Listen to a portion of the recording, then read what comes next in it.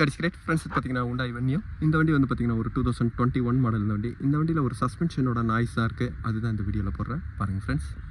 இந்த Venue 1 kilometre வந்து பார்த்தீங்கன்னா 25,000 கிலோமீட்டர் ஓடி இருக்குது. இந்த வண்டியில் சஸ்பென்ஷனோட நாய்ஸ் வந்து பார்த்தீங்கன்னா இதுக்குள்ளே வந்திருக்கு ஃப்ரெண்ட்ஸ். சஸ்பென்ஷனில் வந்து பார்த்தீங்கன்னா இங்கே நாய்ஸ் பாருங்கள். வண்டி ட்ரைவ் பண்ணாமையே எப்படி இருக்குது பாருங்கள்.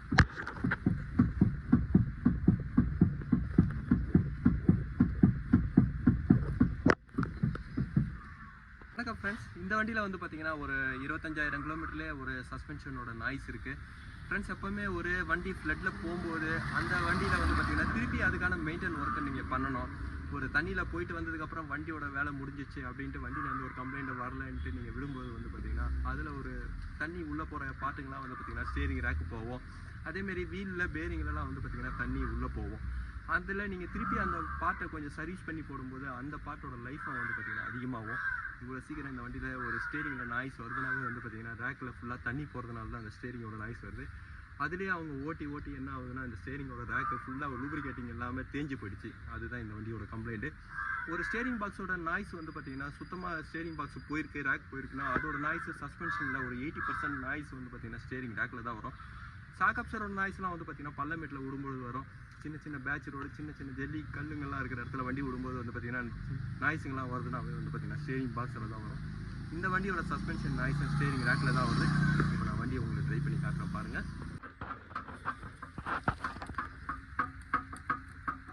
ஃப்ரெண்ட்ஸ். தண்ணி கொஞ்சம் ஏறும்பொழுதே அந்த வண்டியை சர்வீஸ் பண்ணும்போது வந்து பார்த்தீங்கன்னா இந்த மாதிரி கம்ப்ளைண்ட்லாம் வராது. இதில் பாருங்கள் சுத்தமாக போய்ட்டுருக்கு ரேக்கு.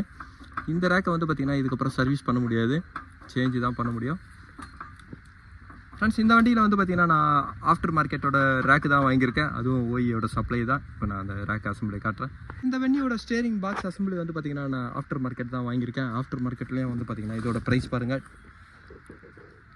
ஃப்ரெண்ட்ஸ். இதோட ப்ரைஸ் வந்து பார்த்தீங்கன்னா 10,500 வருது. இதுலேயும் வந்து பார்த்தீங்கன்னா இதே மேண்டோ கம்பெனி தான் பாருங்கள்.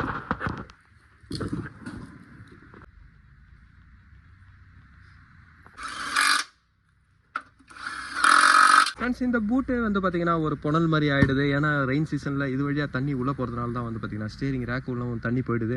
இந்த ஸ்டேரிங் ரேக்கை நீங்கள் ரெயின் சீசனில் ஒரு சேவ் பண்ணணும் அப்படின்னா இதில் ஒரு சின்ன ஹோல்ஸ் போடுங்க. ஏன்னா இந்த பூட்டு கம்ப்ரஸ் ஆகும்போது உள்ளே இருக்கிற தண்ணிலாம் வந்து பார்த்தீங்கன்னா வெளியே வந்துடும். இல்லைனா இதை திருப்பி நீங்கள் ரிமூவ் பண்ணிவிட்டு ஒரு ஆயிலாவது நீங்கள் போட்டு விட்டிங்கன்னா தான் அதோட சர்க்குலேஷன் கொஞ்சம் இருக்கும்.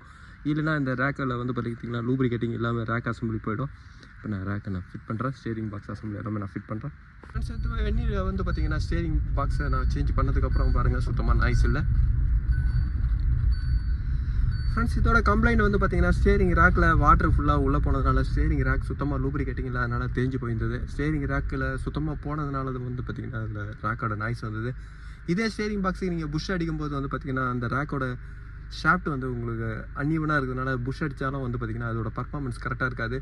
எலக்ட்ரானிக் ஸ்டேரிங்கில் வந்து பார்த்தீங்கன்னா ஸ்டெபிலிட்டி உங்களுக்கு நல்லா இருக்கணும்னா ஸ்டேரிங் பாக்ஸை நீங்கள் சேஞ்ச் பண்ணும்போது தான் வந்து பார்த்தீங்கன்னா அதோட கண்ட்ரோல் எல்லாமே நல்லாயிருக்கும். இப்போ இந்த வென்யூவில் வந்து பார்த்தீங்கன்னா ஸ்டேரிங் ரேக்கோட கம்ப்ளைண்ட் தான் இருந்தது